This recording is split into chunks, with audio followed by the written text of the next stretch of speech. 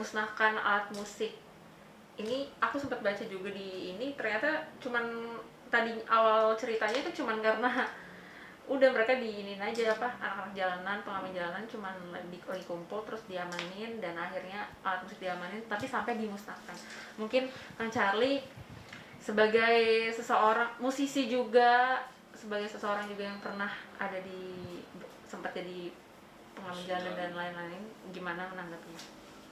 Ya, jujur aku semalam aku melihat Gini Pak, oh boleh. Nah, semalam jujur aku melihat tayangan di kebetulan melihat tayangan di salah satu teman ya di Kang Sandi Sandoro, terus aku bilang gini, aku mau repost dan karena kaget aja gitu aku udah ngelihat gitu ya, ngelihat nggak tahu spontan aku ngelihat alat musik berupa ukulele dihancurkan, dipatahkan, nggak tahu kenapa aku kok langsung sedih aja gitu ngelihatnya, sedih terus merasa musisi ini kayaknya dihina banget gitu. Walaupun mungkin tujuannya tidak begitu, tapi apa yang kita lihat tuh sudah menggambarkan seperti itu gitu, dan ini sudah tidak patut menurut aku. Dan bukan bicara menyalahkan, tapi ini bicara keseharusan gitu, apalagi dilakukan oleh salah satu oknum dari instansi pemerintahan yang harusnya punya nilai-nilai luhur dan punya kecerdasan dan punya otak gitu loh. Maksudnya ini alat musik yang menjadi suatu bagian gitu dari berkesenian seorang seniman, seorang musisi gitu kan. Dan ini alat musik yang juga bagi aku ini menjadi cangkul buat aku untuk bisa berkarya, untuk bisa apa ya, mencari nafkah seperti itu ya, dengan karya-karya yang kita buat gitu. Dan ini bagi aku ini penghinaan gitu, penghinaan.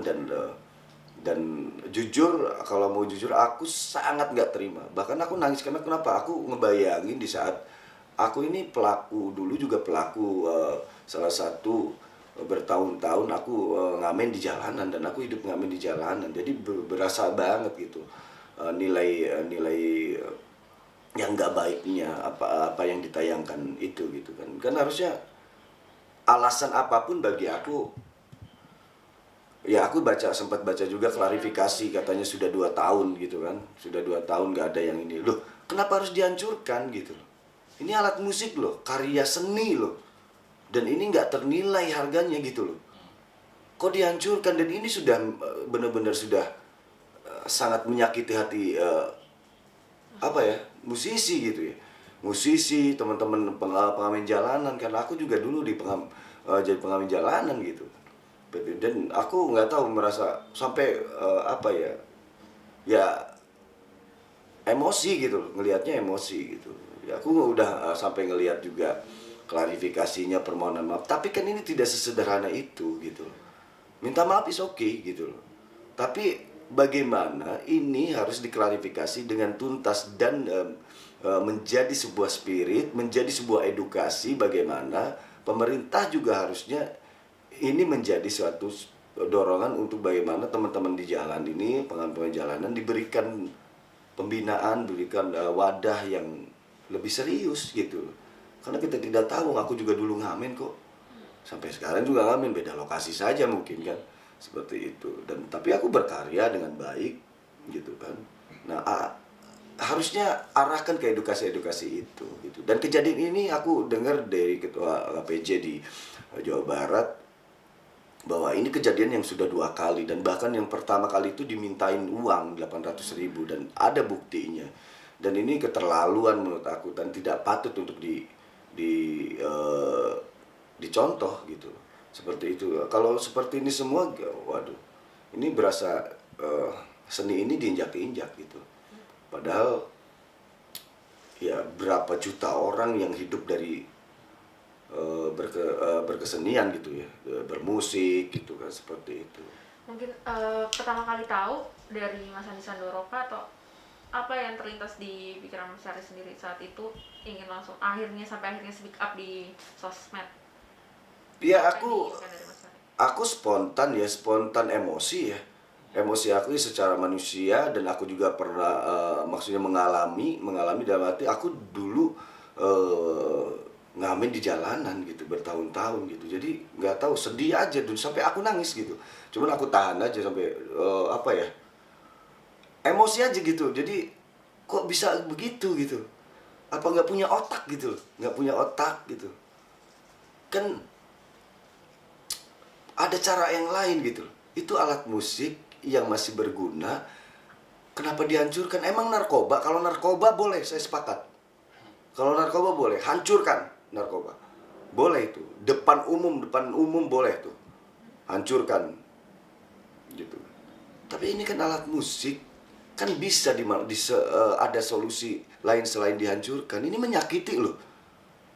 Soalnya itu cangkul buat kita gitu. Menyakiti banget ini, sumpah menyakiti banget gitu. Nggak ada nurani di sini gitu, nggak punya etika gitu. Ya, kurang ajar lah menurut aku, ini udah kurang ajar banget. Di satu sisi para seniman, para musisi, orang entertain semua gitu kan, teman-teman di jalan ini merasakan sedang apa ya, sedang gencatan nih gitu ya, karena pandemi gitu kan. Kita bareng-bareng lagi prihatin, malah dipertontonkan dengan perilaku yang seperti itu kan. Ya menyedihkan banget gitu, kok nggak dihargain kita ini, berasa gitu seperti itu. Aku ngerasanya seperti itu gitu. Dan aku jujur sekarang ya, aku juga bilang aku mewakili teman-teman pengamen KPJ di seluruh Indonesia, khususnya di Jawa Barat gitu. Aku juga udah bilang mereka juga apa ya, sepaham gitu ya. Dan mungkin aku yakin juga teman-teman musisi mungkin banyak ya, Mas Ahmad Dhani gitu kan, atau Mas Iwan gitu. Itu juga pasti akan merasakan hal yang sama, dan banyak teman-teman musisi semuanya pasti merasakan ketersinggungan di sini. Kan bisa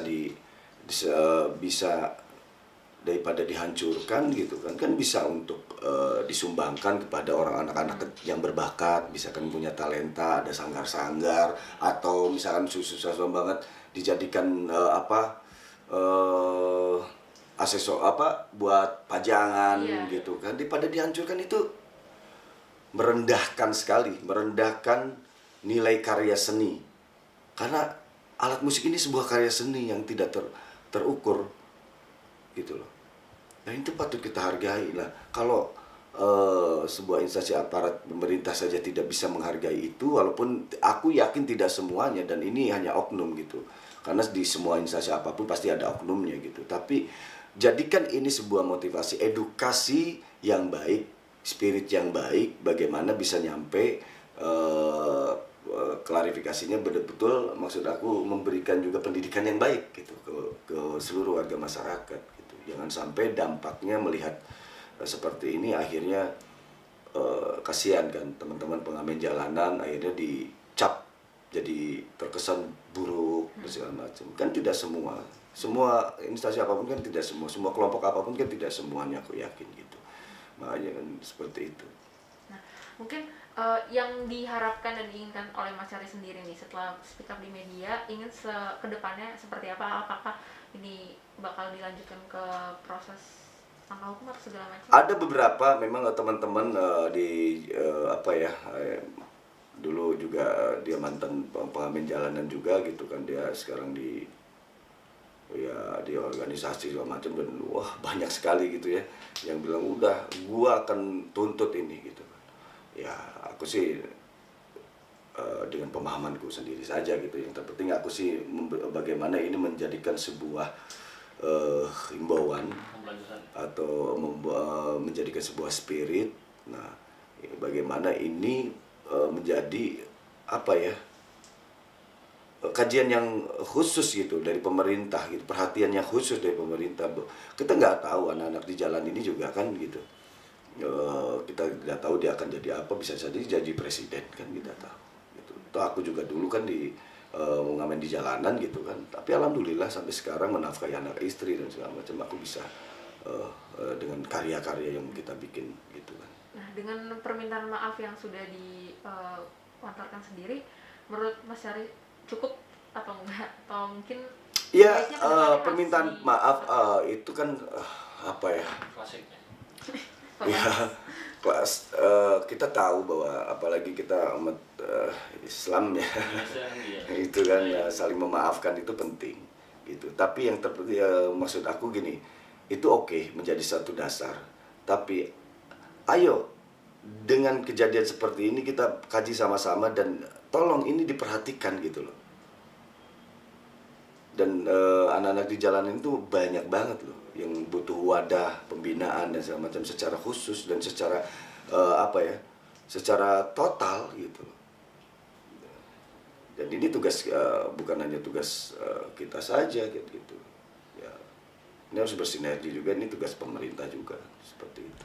Sempet Bagaimana mempunyai pola-pola untuk bagaimana membina mereka dengan supaya mereka menjadikan semangat yang penuh apa ya, spirit yang baik buat mereka untuk bisa hidup lebih maju dengan berkarya dengan talentanya masing-masing seperti itu.